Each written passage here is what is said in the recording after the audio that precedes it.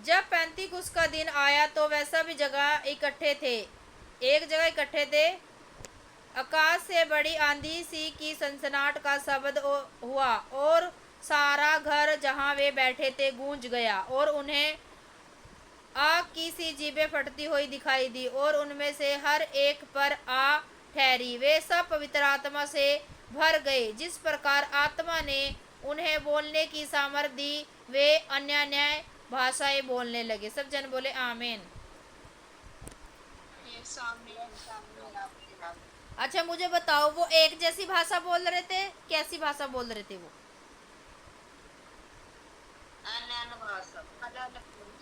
अन्य अन्य भाषा का मतलब, हाँ अलग अलग भाषा बोल रहे थे वो लोग, जितने भी लोग इकट्ठा थे वहां पे अन्य अन्य भाषा बोल रहे थे। और एक ये वहां पे ना पर्व बनाया जा रहा था, यहूदियों का पर्व बनाया जा रहा था वहां पे, बहुत सारे लोगों का।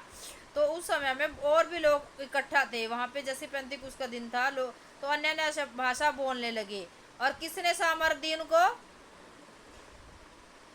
पवित्र आत्मा। हाँ, जब लिखा है जिस प्रकार आत्मा ने उन्हें बोलने की सामर्थ दी तो वह अन्य अन्य भाषा बोलने लगे। तो एक इस बात है मैं आपको समझाना चाहती हूँ, इससे क्या होता है कि कई बार देखो, जब हम लोग प्रार्थना में बैठते हैं ना, तो हमारी ना जुबान लड़खड़ाने लग जाती है, हमारी बॉडी वाइब्रेट करने लग जाती है।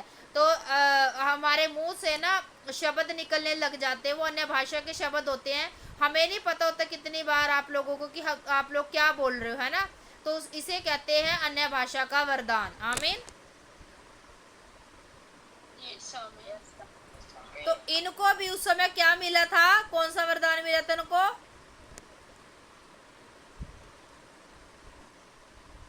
अन्य भाषा का।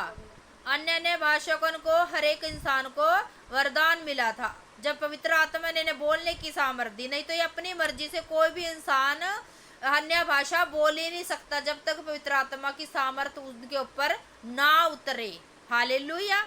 ये पवित्र आत्मा के द्वारा ही हो सकता है, क्योंकि प्रभु ने कहा ना तो तेरे बल से ना तेरी शक्ति से, हर जो कुछ भी होगा जीवन में मेरे सभी के, वो पवित्र आत्मा के द्वारा होगा। आमीन। जैसे इनको सामर्थ्य दी गई। आकाश के नीचे की हर एक जाति में से भक्त यहूदी यरूशलेम में रह रहे थे। जब यह शब्द हुआ तो भीड़ लग गई और लोग घबरा गए, क्योंकि हर एक को यह सुनाई देता था कि ये मेरी ही भाषा में बोल रहा है। वे सब चकित हुए, वो चंबा करने लगे, शौकित हो गए वो, अरे ये क्या हो रहा है। और अचंबा होकर कहने लगे, देखो ये तो जो बोल रहे हैं, क्या ये सब गलीली नहीं? वो कह रहे कि ये तो गलील के लोग हैं, ये तो इसी देश के लोग हैं, लेकिन हम इन लोगों के मुंह से अपनी अपनी भाषा कैसे सुन पा रहे हैं? क्योंकि वहां पे मैंने बोला था ना, एक फेस्टिवल बनाया जा रहा था वहां पे ना, बहुत हर एक उसका देश का बहुत सारे लोग, अलग अलग जातियों के लोग वहां पे इकट्ठे हो रहे थे। जैसे कि आप इमेजिन करो, जैसे कि पंजाब से लोग आ गए, चाइना से आ गए, अलग अलग देशों से, अलग अलग कंट्रियों से, शहरों से लोग वहां पे इकट्ठे हुए थे। अगर कोई देखो, अब आप सोचो, अगर चाइनीज चाइनीज यानी पंजाबी में बात करेगा तो कितना चब्बा लगेगा ना आपको, उसके फेस की तरफ देख के लगेगा ना।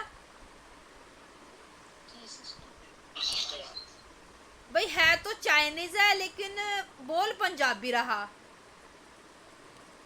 या कोई अंग्रेज इंग्लिश छोड़ के दूसरी भाषा में बात करेगा तो कितना वैसा लगेगा ना,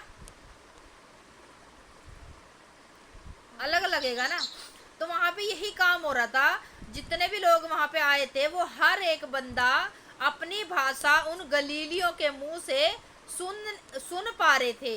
वो घबरा गए कि भाई ये क्या हो रहा है, ये क्या हो रहा है।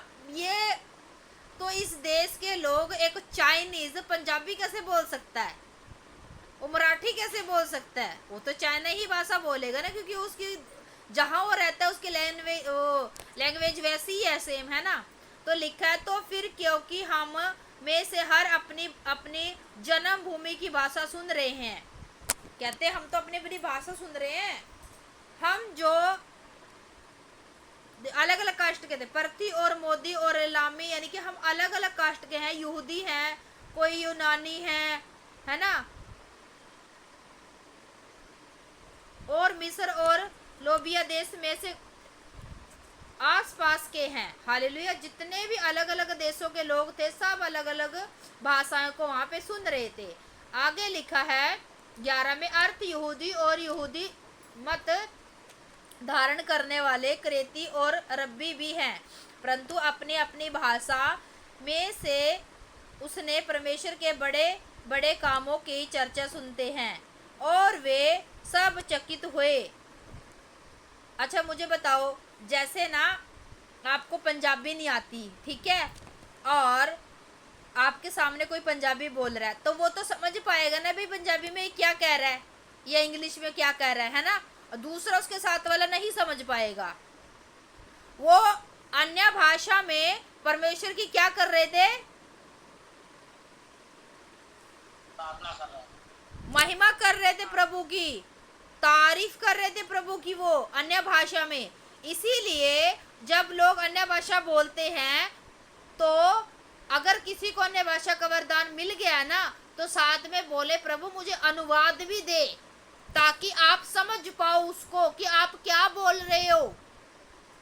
इसीलिए वो लोग समझ पा रहे थे। वो कह रहे थे ये तो प्रभु की महिमा कर रहे हैं, ये तो प्रभु की बढ़ियाई कर रहे हैं ये लोग, तो हमारी भाषा में होकर, और हम अपनी जन्मभूमि की भाषा इन लोगों के मुंह से सुन पा रहे हैं।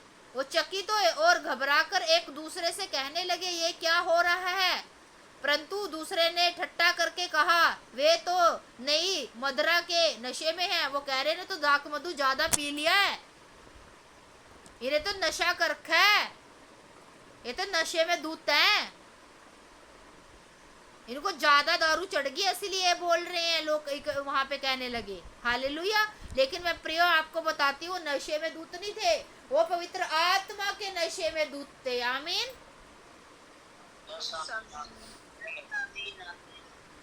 जब आपकी बॉडी वाइब्रेट हो जाती है, आपकी जुबान लड़खड़ाने लग जाती है, पवित्र आत्मा अपना निरंतर ले लेता है, आप अन्य भाषा बोलने लग जाते, तो हालेलुया, आपको नहीं पता होता है कि मैं क्या बोल रही हूँ और आपको समझ नहीं आता। हालेलुया। क्योंकि पवित्र आत्मा, परमेश्वर ने कहा ना जब पवित्र आत्मा तुम पर उतरेगा तो बोलने वाले मनुष्य का आत्मा नहीं वरन मेरा आत्मा होगा। हालेलुया। तुम्हें सिखलाएगा वो क्या तुम्हें उस टाइम बोलना है। आमीन।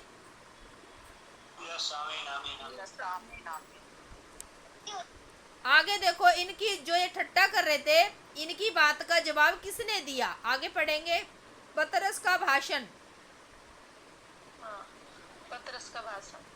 तब पतरस उन 11 के साथ खड़ा हुआ और ऊंचे शब्द से कहने लगा, हे यहूदियों और हे यरूशलेम के सब रहने वालों, ये जान लो और कान लगाकर मेरी बातें सुनो।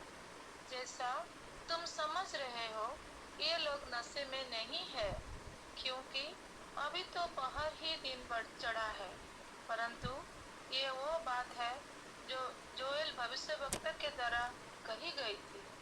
परमेश्वर कहता है कि अंत के दिनों में ऐसा होगा कि मैं अपना आत्मा सब मनुष्यों पर उंडेलूंगा और तुम्हारे बेटे और तुम्हारी बेटियां भविष्यवाणी करेंगी और तुम्हारे जवान दर्शन देखेंगे और तुम्हारे पुरनिये स्वप्न देखेंगे। वरन मैं अपने दासों और अपनी दासियों पर भी और उन दिनों में अपने आत्मा में से उंडेलूंगा और वे भविष्यवाणी करेंगे। और मैं ऊपर आकाश में अद्भुत काम और नीचे धरती पर चिन्ह और अर्थात लहू और आग और धुएं का बादल दिखाऊंगा। प्रभु के महान और तेजस्वी दिन के आने से पहले सूर्य अंधेरा और चांद लहू सा हो जाएगा और जो कोई प्रभु का नाम लेगा वो उद्धार पाएगा। हे इस्राएलियों, ये बात सुनो, यीशु नासरी एक मनुष्य था जिसका परमेश्वर की ओर से होने का प्रमाण उन सामर्थ के कामों और आश्चर्य कामों और चिन्हों से प्रकट है जो परमेश्वर ने तुम्हारे बीच उसके साथ कर दिखाए, जिससे तुम आप ही जानते हो। उसी यीशु को परमेश्वर के ठहराई हुई योजना और पूर्व ज्ञान के अनुसार पकड़वा गया, तुमने अधर्मियों के हाथ से क्रूस पर चढ़वाकर मार डाला, परंतु उसी को परमेश्वर ने मृत्यु के बंधनों से छुड़ाकर जिलाया, क्योंकि ये अनहोना था कि वो उसके बस में रहता। क्योंकि दाऊद उसके विषय में कहता है, मैं प्रभु को सर्वदा अपने सामने देखता रहा, क्योंकि वो मेरी दाहिनी ओर है, ताकि मैं डिग ना जाऊं।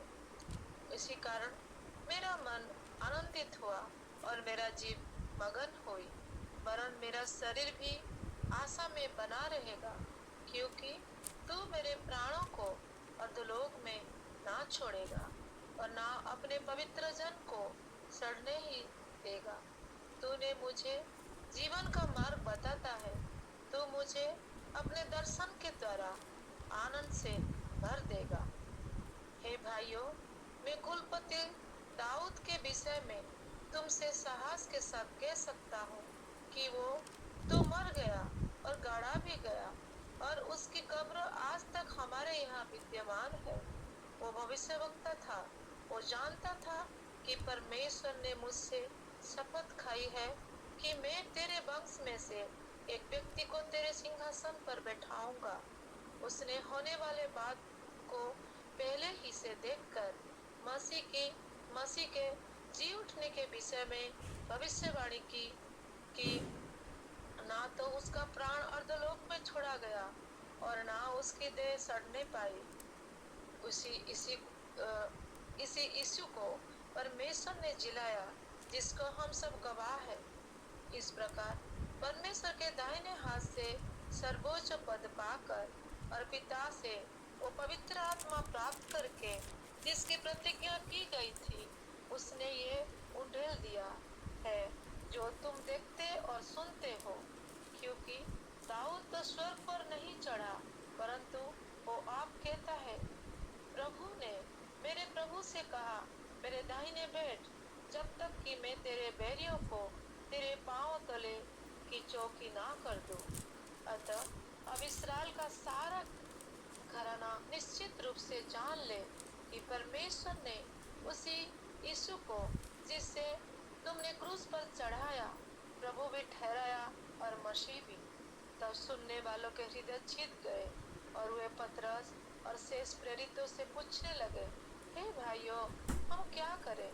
पतरस ने उनसे कहा, मन फिराओ और तुम में से हर एक अपने अपने पापों को क्षमा के लिए यीशु मसीह के नाम से बपतिस्मा ले, तो तुम पवित्र आत्मा का दान पाओगे। क्योंकि ये प्रतिज्ञा तुम और तुम्हारी संतानों और उन सब दूर दूर के लोगों के लिए भी है, जिनको प्रभु हमारा परमेश्वर अपने पास बुलाएगा। उसने बहुत और बातों से भी गवाही दे देकर समझाया कि अपने आप को इस टेढ़ी जाति से बचाओ। अतः जिन्होंने उसका वचन ग्रहण किया, उन्होंने बपतिस्मा लिया और उसी दिन 3000 मनुष्यों के लगभग उनमें मिल गए, और वे प्रेरितों को शिक्षा पाने और संगति रखने और रोटी तोड़ने और प्रार्थना करने में लोलीन रहे। आमीन। आमीन आमीन। यस आमीन। यस आमीन। थोड़ा सा था हाँ, सिस्टर जी, ये पढ़ भी दो उसको। ये भी कर दें, ये भी कर दें। हाँ, विश्वासियों के संगति और सब लोगों पर भय छा गया, और बहुत से अद्भुत काम और चिन्ह प्रेरितों के द्वारा प्रकट होते थे, और सब विश्वास करने वाले इकट्ठे रहते थे, और उनकी सब वस्तुएं साझे में थी। वे अपनी अपनी संपत्ति और सामान बेच बेचकर जैसे जिसकी आवश्यकता होती थी बांट दिया करते थे।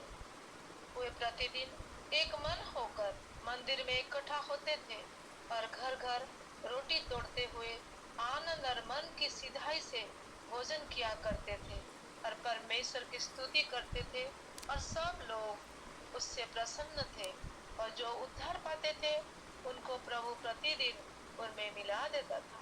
आमीन आमीन आमीन। आमीन आमीन आमीन। हालेलुया। यस आमीन आमीन आमीन। Yes, आमीन।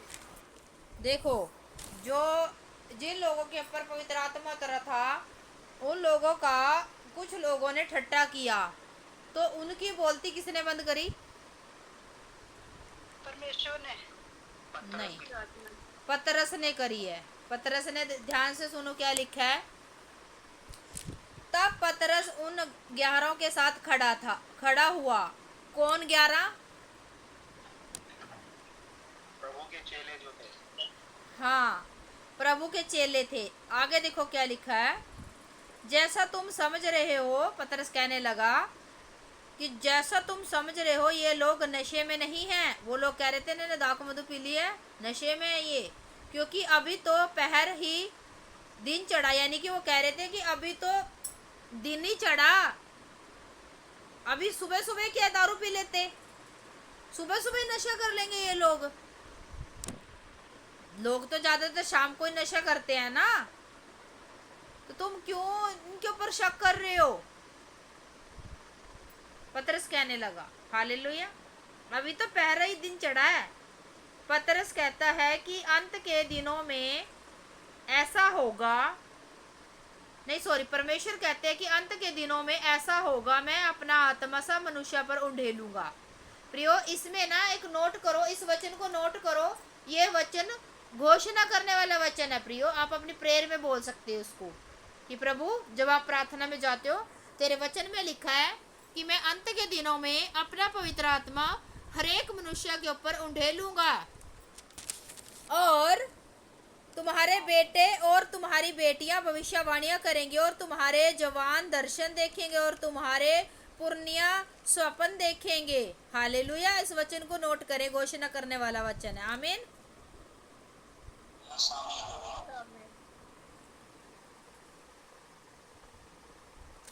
पतरस ने जब भाषण दिया, जब प्रभु का प्रचार किया, कलाम उन लोगों के बीच में बांटा पवित्र आत्मा के द्वारा, तो कितने लोग थे वहां पे? कितने लोगों के हृदय छिद गए? 3000 लोगों के। तीन 3000 लोगों के हृदय छिद गए। आमीन। Yes, आमीन।